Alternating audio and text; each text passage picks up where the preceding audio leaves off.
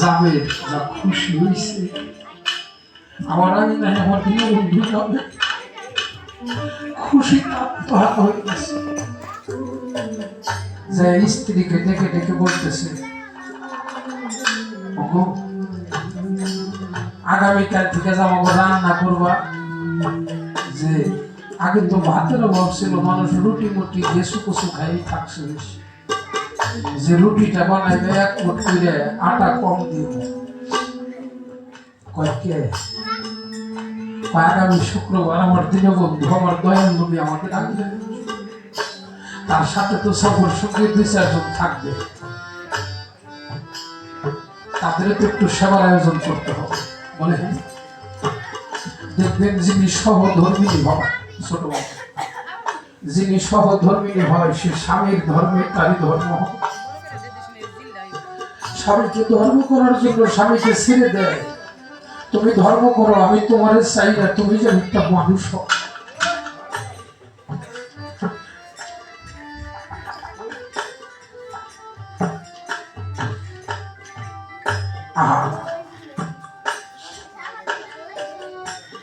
জাবেরের স্ত্রী ঠিকই এক মুঠ করে আটা কম দেয় নিজের একটা কম খায় 7 দিনে 7 মিনিট জ্বলছে তাহলে 7 জন খাওয়ার না খালি রুটি খাওয়াই কেমনে গরিব মানুষ জাবেরের ছিল 2টা সন্তান 2টা ছেলে ছিল জাবেরের সব করে ছোট ছেলে একটা খাসির বাচ্চা কিনা হয়েছে ছাগল খাসির বাচ্চা কিনে দিছে ছোট ছেলে খাসির বাচ্চাটা পারলে খেলা করে স্ত্রী বলতেছে দয়াল আসলে রুটি খাইতে দিব সাথে একটু মাংস হলে ভালো হবে যাবে বলে মাংস পাবো আমাদের ছোট ছেলে যে খাসিটা যে ছাগলটা নিয়ে খেলা করে ওই ছাগলটাকে আমরা জবাই করে রান্না করে রুটি দিয়ে দয়ালকে সেবা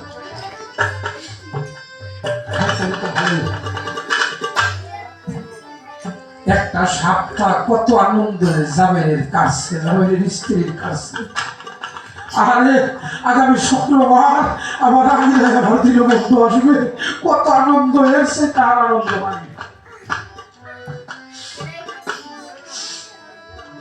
সকালবেলা উঠে ছোট ছেলে বাড়িতে নাই খেলাইতে গেছে জাবের বড় ছেলেকে সাথে করে ধারালো ছুরি দিয়ে খাসিটাকে জবাই করছে জবাই করে মাংসটা বানাইয়া স্ত্রীকে দিয়ে গেছে তুমি সুন্দর করে রান্না করো আমি দয়াকে দিয়ে আসি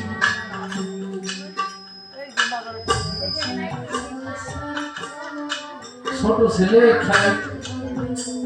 খেলা করে বাড়ি আসছে এসে সবাই আছে কিন্তু ছাগল না মারে ডাকতে জিজ্ঞেস করে মা কয় না বড় ভাইরে কইতেছে ভাই পিঠা পিঠে 2 ভাই তো খুব তো ছোট বড় হয় কমিয়া ভাই আমার ছাগল থাকো কয় আমাদের বাড়িতে আমাদের দাদু আসবো আমাদের নবীজি আসবো নবীজিকে খাওয়ানোর জন্য খাসিটা আমরা জব করছি কয় হাই হাই কেমনে জব করছি কয় খাসিটা রিসিভ করে শোয়াইয়া আমি যাইতে ধরছি বাবা ছুরিটা চালাইয়া জব করছি আমি দেখো কেমনে জব করছি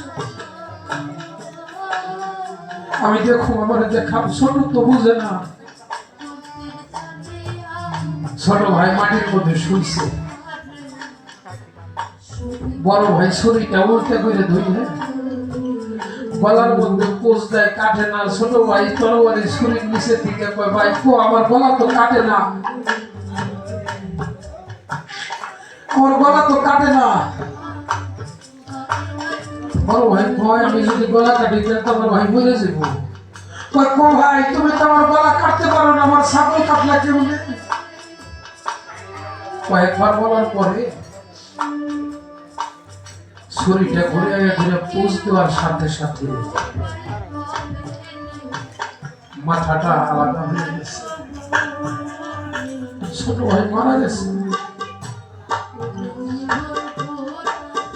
বড় ভাই চিন্তা করে হাই হাই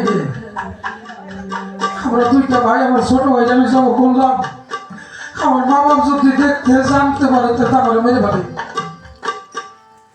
ভাবতে ভাবতে মায় জিজ্ঞাসা করতেছে, মায় খুঁজতেছে আমার ছেলেরা কোথায় গেল, রাসূল আসার সময় হয়ে গেল। সামনে নিচে দেখে হাতে ছুরি, সামনে ছোট ছেলের লাশ।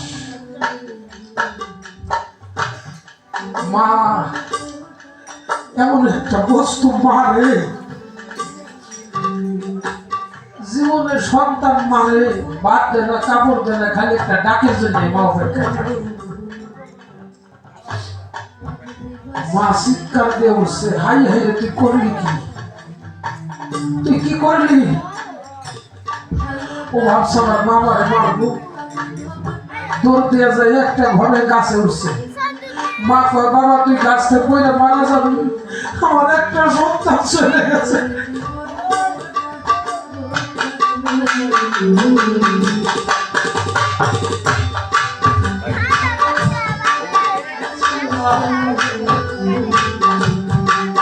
আমার একটা সন্তান চলে গেছে, আর একটা সন্তান যদি মারা যায় আমি বাঁচবো কি নিয়ে? ও বাবা তুমি কাছে হইল না, নামো। কয় না তুমি আমার মারবা। মা যতই না করে ততই উপর দিকে উঠে, উপর দিকে উঠতে উঠতে সে কোন একটা ডালের মধ্যে চলে গেছে। ডালটা যখন মটমটায় ভাঙে, মা চিৎকার করে, হায় হায় রে, আমার দুইটা সন্তান এসে হারাই বেলাইলাম রে। তুমি আমার মা ডাকতে পারবো তা কেউ।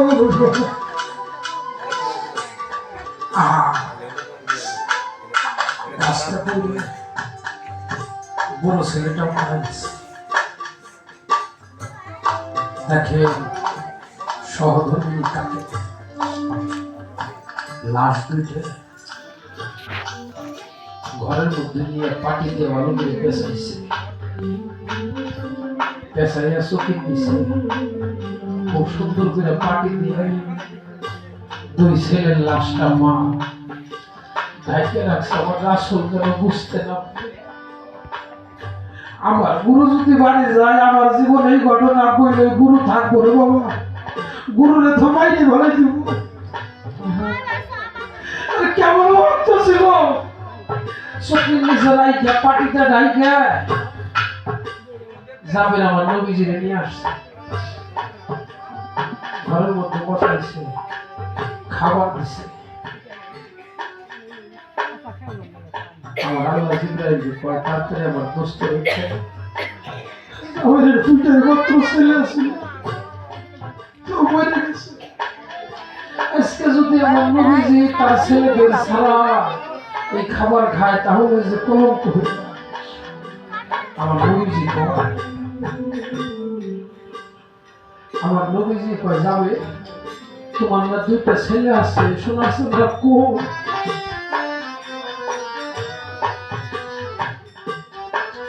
তখন কে মা থাকতে পারে রে? মা হাওয়া করে কান্না করে দিছে, আমার ছেলেরা আছে, ছেলেরা একটু খেলা করতে গেছে, কবুতর ডাক দাও।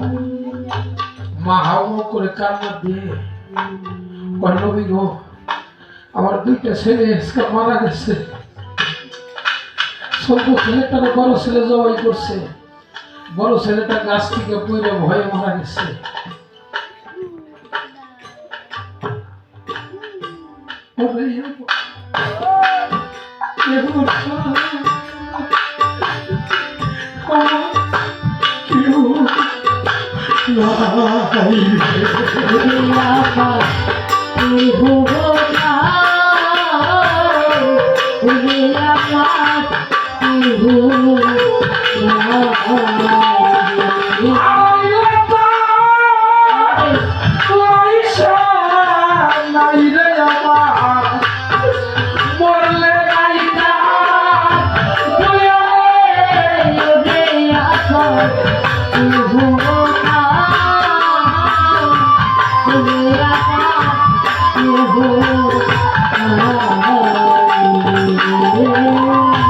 যারা হারাইছে সেই তো